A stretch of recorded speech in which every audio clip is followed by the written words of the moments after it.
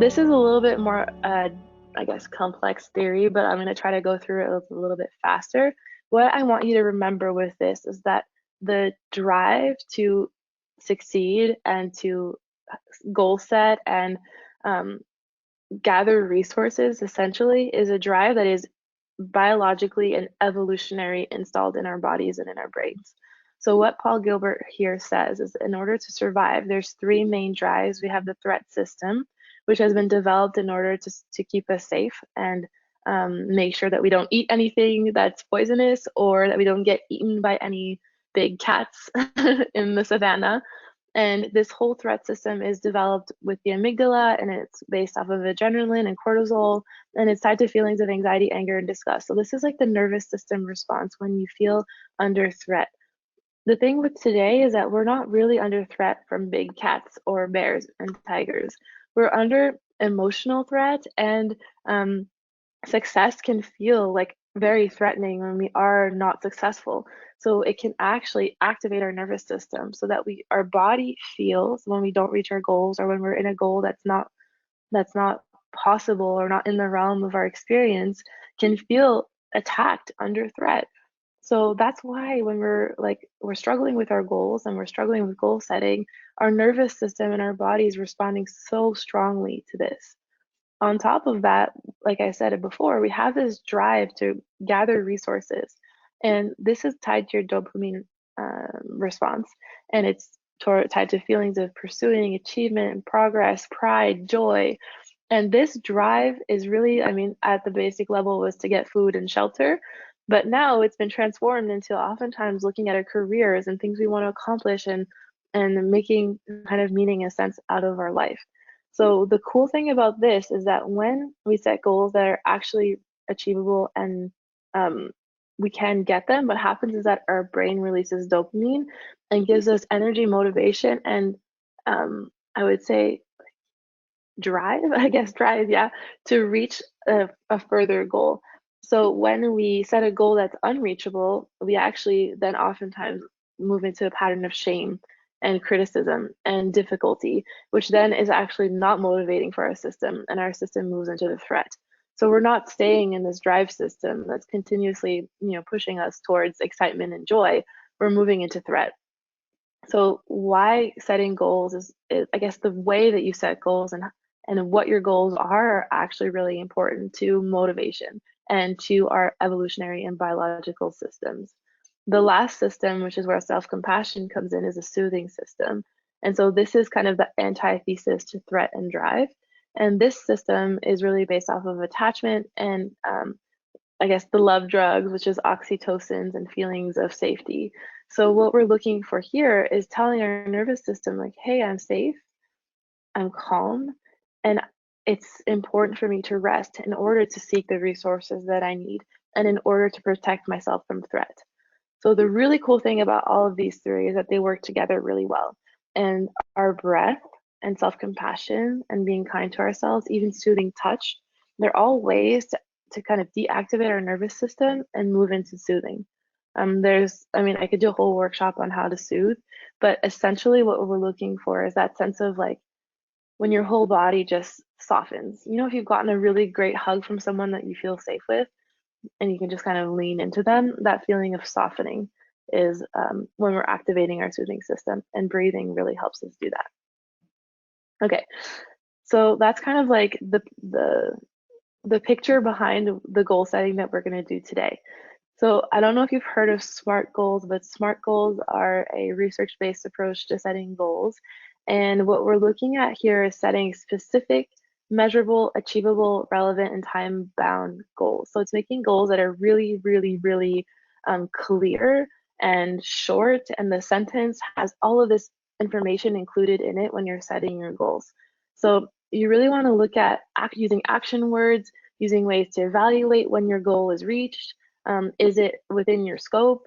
Does it make sense within your job or your schoolwork? And using a time frame will help you feel motivated to accomplish this goal. What I like to think about as well is it meaningful and rewarding? So, if you want, you could sort of think of the M and R as sort of interchangeable, but looking for a way for your goal to be inspiring and meaningful, and that it actually brings a change and shift of joy into your life. I mentioned values, and this is the other really big piece to goal setting that I think sometimes we don't talk about. Values are deep core elements to our life that guide our life. They ensure that our life is meaningful. It helps us set goal prioritization. They're stable throughout our whole entire life, and they don't have outcomes that depend on the goals. They're actually really quite inspiring. And one of the best metaphors to understand values versus goals is considering if you were to close your eyes and picture if you want to, you can keep them open and look at me, but sometimes closing our eyes helps us imagine things a bit more deeply. But if you were to imagine a lighthouse in the dark, a value would be the lighthouse shining in a direction, and a goal would be the steps towards reaching the direction you want to go to.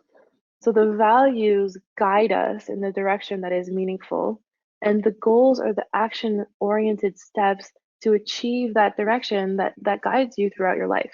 And that's what's really exciting is that because values are quite stable, if you know that your goals are tied to your values, then the goals are always bringing you in a direction that will be truly aligned with you.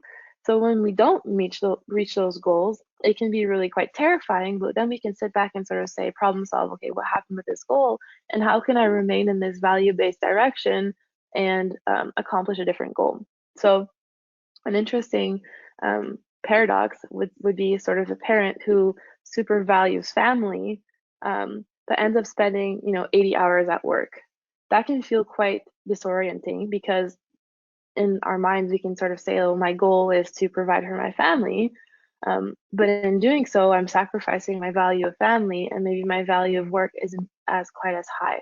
So changing this kind of way of looking is, how can I implement a value-based goal off of my family to have time with them and to feel really connected? Perhaps it's ensuring that I do bedtime with my child at night, or planning a date night once a week with my partner for 20 minutes. Doesn't have to be very long. So what happens then is we're shifting, not just on the career, but we're bringing in family as a really important part of our goal setting.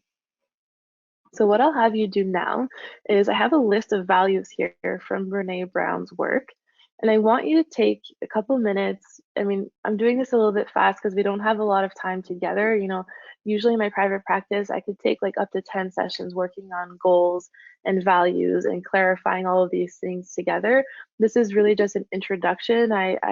My wish for you is that you continue this work kind of on your own through journaling or with a psychologist or a trusted loved one. But again, these are kind of just quick tidbits that can get you and maybe shift in your goal setting so that you feel it's much more helpful and meaningful on the long run. So look at this list of values, and I want you to circle 3 top values. And it's okay if you want to look at this again and do this another time, or if you have your value isn't on here and you want to write your own.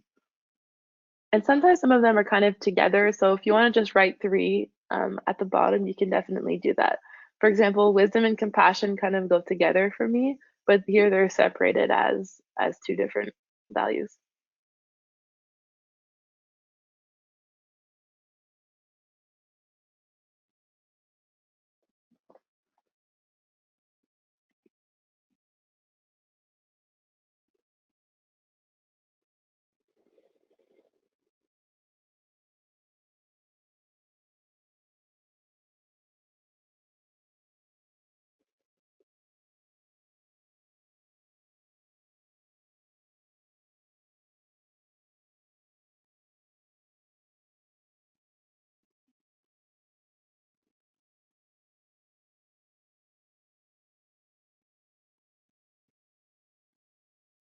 I'm going to give you 2 more minutes and really go with your heart. There's no right or wrong answer here. And I'll talk a little bit about values. The really interesting about values too is that sometimes there are values that we think we have because we've been raised in a certain way, or because we are part of a certain community or part of a certain system. For example, if you've been part of the educational system for a long time, performance and getting good grades might feel like a value, although it's really mostly more a goal. sometimes goal versus value can be kind of confusing. Whereas in education, a value might more so be curiosity or knowledge. If we're thinking of other systems, maybe like your family system, perhaps family or legacy might be an important value for your family, although potentially for you, um, harmony and faith might be more important than value and like your value of family and legacy. So as we're looking at clarifying our own values, we can think about what values may have been instilled in us and which ones actually feel true to us. And a way for me to often identify a value in the work that I'm doing with my clients is that when clients start to talk about values, they there's something that shifts in the room. There's energy, there's joy, there's a sense of meaning, a sense of purpose. It's as if their being is lifted. And often it gives us chills when we talk about them because it's like our body responds knowing that this is something that is big, that is deep, that is here, that is present. So it's really exciting in that sense. And what if, if I were working with you or if you have the time, what I would ask you to do with these top three or even top five values is to write down what they mean to you. For example, one of my top values is courage. And courage for me is quite different than kind of it's what it is for me. It's even hard to sort of define, but it's this part of me that is sometimes afraid. Courage is the part of the value that drives me towards remaining aligned and um, overcoming the fear that I sometimes have in my heart. So it really drives me to remain true to myself and to take action in a way that is meaningful for me and my loved ones. Another one of my top values is health on all levels. So, health on all levels for me, what it means is not just bodily health, but I'm looking at my mind, my body, my spirit, even my family. Like those can even come into my health on all levels. Next, what I want you to do is looking at your three bubbles, I want you to take a moment and choose one to eliminate. And you're going to draw either a line through the bubble or an X next to the value that you eliminate. And see how that feels for you. Oftentimes when we do that, it's really, really difficult. And then next, I want you to choose the second value to eliminate, to identify only one value.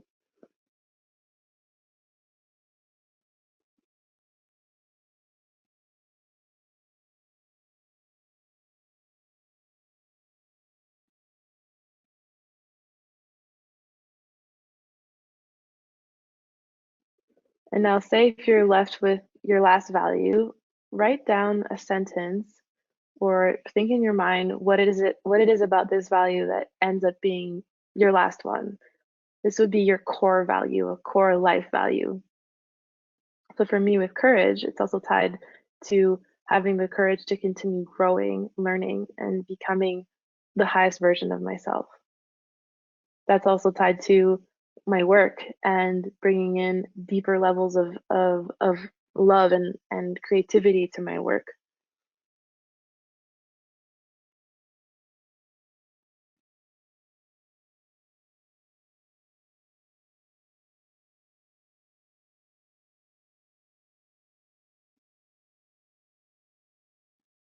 Perfect. And now you're going to take that word and you're going to just, I like to place my hand on my heart and sort of say that word to myself or that sentence to myself, but just kind of have a moment of intent for that word. We're going to move forward.